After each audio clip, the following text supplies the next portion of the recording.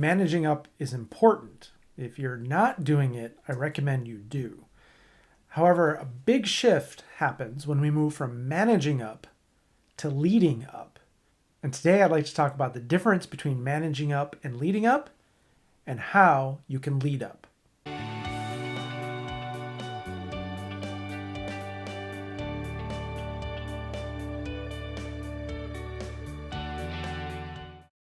Managing up is a really important skill. If you haven't thought about this, if you're just focused on the people you lead or your peers, I would really encourage you to think about your relationship with your supervisor and those above you. We often talk about this as managing up. It's really important and absolutely a critical skill for leaders of all kinds. However, it can end up being that language of managing up can end up being transactional and even adversarial. It helps create this utilitarian mindset where we just think, how do I keep my boss happy or keep my boss out of my way? It reduces our boss or our supervisor or a leadership team we might be reporting to as a thing or a problem to solve or manage, rather than human beings with their own needs and insecurities and fears and talents and strengths. Managing up also abdicates our responsibility to bring our own leadership and influence into the relationship. So while managing up is absolutely critical and important thing to do, it has its limitations. I want to talk with you a little bit about how we shift and what could leading up look like. Leading up begins with this premise that leadership is not a position, but a process. And when leadership is a position, it's a thing that the people at the top do to the people at the bottom. When it is a process, it's a thing that we're all working together on to move something important forward. It might be the organization, it might be our values, it might be a movement. We cannot passively sit around and wait for the leadership we wish was happening. We have to engage it, influence it, and shape it. When you shift from thinking about managing up to leading up, you start to think about your supervisor in a different way. You start to think of them as a complementary partner. You bring this set of talents and skills and perspective and knowledge, and they bring a different set of talents, skills, perspective, and knowledge.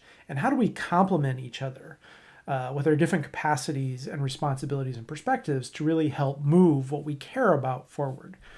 You start to see your supervisor as not an object or a problem, but as a full human with their own strengths and brilliance, pressures, fears, insecurities, and blind spots. And rather than lamenting that they're not perfect, you start to engage with them as a fellow human who also has some of those challenges. You start to see them not as someone we await to provide the perfect leadership we wish we were getting, but as someone who you can influence and support and align with toward shared outcomes, just like you're doing with the people below you in the organizational structure who you lead.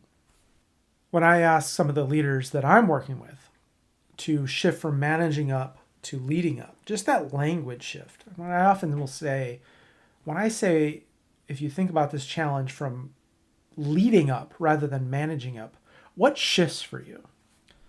And I give them a little bit of time to think and engage from a different perspective.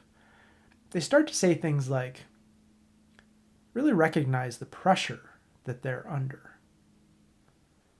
I want to connect with them first and then tackle the issue.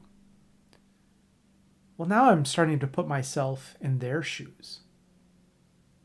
I realize they have fears, insecurities, and biases just like the rest of us. I get empathetic, which I think will help me connect more genuinely and help us both move beyond the facades of boss and supervisee, leader and leadee, but start seeing ourselves more equitably as folks who are working together with each other. Leading up doesn't mean appeasing or manipulating its supervisor. It means taking responsibility for how you show up in the relationship. And it helps us bring empathy, clarity, and courage. Leading up is an important shift because it helps us show up in a really different way with not only with those who are below us, in quotation marks, in the organizational chart, but also show up influencing, shaping, guiding, and leading those who are above us in the organizational chart. And when we see leadership not as a position but a process, we see leadership needs to happen all around with those we supervise, those who we report to, and our peers along that way. It helps us be more effective and increase our collective effectiveness. This is ultimately what we're trying to do. It helps us create better relationships with our supervisor because they stop being sort of this parental figure who we need to do all the things and be perfect, and we lament and blame them for everything. But it starts to be another leader, a peer, a colleague with just a different role, different responsibilities, and different perspective on the challenges that we're facing. In higher education, positional power is absolutely part of what we do, but it's also tied with identity-based power. And so how do we lead with the humanity of all of those around us, above us, below us, and beside us in the organizational chart, and bring a critical leadership capacity to the challenges that we're facing? Some questions for reflection.